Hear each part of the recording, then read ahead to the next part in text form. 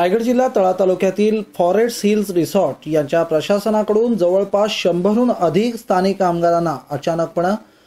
अनिश्चित कालावधीसाठी काढून टाकण्याचा निर्णय घेतला गेला। त्या विरोधात शिवसेनेचे जिल्हा प्रमुख प्रमोद घोसाळकर यांच्या नेतृत्वाखाली फॉरेस्ट हिल्स तळा प्रशासनाच्या विरोधात आंदोलन करून लेबर कमिशनर कायद्याच्या अंतर्गत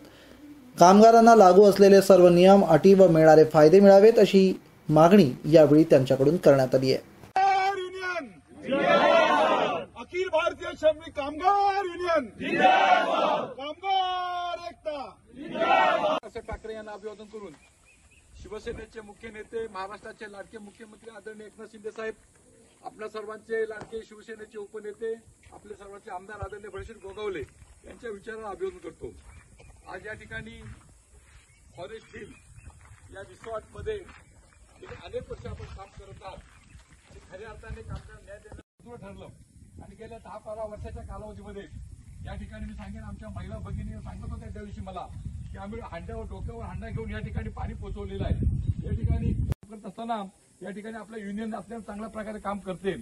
छाबरा दुबईमध्ये बसतात, त्यांचं ऑफिस मुंबईमध्ये आहे, परंतु खऱ्या अर्थाने इथं कंपनीचं काय चाललंय, कंपनीचं कशा प्रकारे उत्पन्न आहे,